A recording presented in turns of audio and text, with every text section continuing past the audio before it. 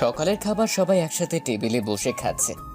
এরা যে সবাই একসাথে খায় না, অনেক হ্যাপি ফ্যামিলি নাদিমদের। খাবার খেতে খেতে ছোট মা নাদিমকে বলে উঠল, নাদিম, জি ছোট মা। আজ তো অফিস ছুটি, তাই না? হ্যাঁ, আজ অফিস ছুটি। একটা কথা বলতে চাইছিলাম তোমাকে। হ্যাঁ ছোট মা, বলেন। তোমাকে একজনকে ড্রপ করে আনতে হবে। ওকে ছোট মা। বুঝি আপনার বান্ধবীকে নাকি?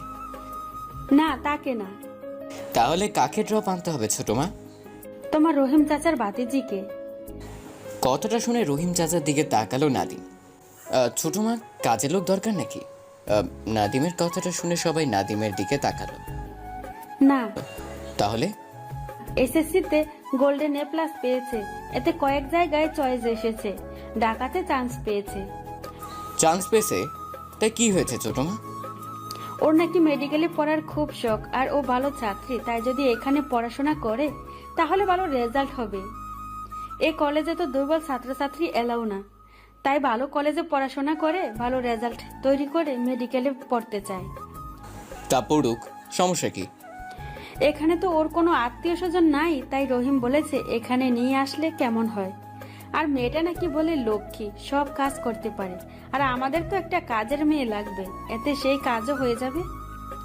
আমিও কাজের মেয়েকে ড্রপ করে নিয়ে আসতে পারবো না। ছোট লোকের সাথে এক গাড়িতে ছোট মা, ইম্পসিবল।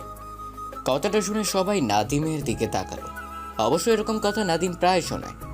তখন রহিম চাচা বলে উঠল, থাক, ও গ্রামে পড়াশোনা করবে, এখানে পড়তে হবে না, আমি ফোন করে বলে দিব। কথাটা বলে রহিম চাচা চোখের পানি মুছতে মুছতে চলে গেল। তুই এটা কি বললি বাবা? মামনি, কি বলেছি সেটা তুমি নিশ্চয়ই বুঝতে পেরেছো। এভাবে বলতে হয় না, তারা মনে কষ্ট পায়। দিদিভাই, তুই নাদিমকে বলে দে মেয়েটাকে নিয়ে আসে। আমি এর চাইতে কোনো কিছু শুনতে চাই না। আমি যেতে পারবো না। সিঁড়ি দিয়ে যাওয়ার সময় কথাটা শুনে বলল, আজ যেন বিকেলের মধ্যে এই বাড়িতে ওই মেয়ে দেখতে পাই। মামনি ছোট মাকে বলো আমি যেতে পারবো না। আমি কিছু বলতে পারবো না, একবার যখন এই কথা বলেছে সো তাই করতে হবে।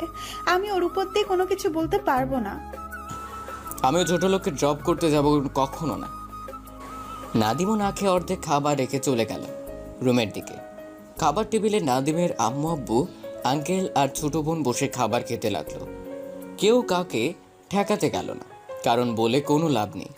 একবার যা বলে তাই করে, সো সেটা বলে কিচ্ছু করতে পারবে না। নাদিমের মা বলে উঠল, কাজের মেয়েকে সুমি, তুহিম রহিম চাচাকে ছোট মার রুমে পাঠিয়ে দিও। ঠিক আছে বড় মা। তখন নাদিম ছোট বোন বলে উঠল, আম্মু, ভাইয়া একবার না করেছে তখন, আর ভাইয়া যাবে না মনে হয়। তোর ছোট মা একবার যেটা বলেছে সেটা তোর ভাইয়ার থেকে বেশি কঠিন না। হ্যাঁ, কিন্তু ছোট মা ভাইয়াকে এত ভালোবাসে, তাই ভাইয়াকে যেতে বলবে না। সেটা আর হবে না। কেন আম্মু? সেটা তো ছোট মা ভালো জানে। বললো এখন তাড়াতাড়ি খেয়ে নিয়ে ঘুরতে যাবে সবাই, শুধু ছোট মা বাদে। ও তাই? হুম। নাদিমের আব্বু বলে উঠল, রেখা যাবে না কেন? সেটা রেখা ভালো জানে। তখন নাদিমের আঙ্কেল বলে উঠল, ওর নাকি আজ ভালো লাগছে না। কেন, কি হয়েছে রেখার? কিছু না ভাবি, শুধু বলো মাথা ব্যথা করছে। মেডিসিন লাগাতে বলো। ঠিক আছে ভাবি। সবাইকে রুমের দিকে গেল। এখন আপনাদেরকে পরিচয় দেই। বড় মা হচ্ছে নাদিমের আম্মু।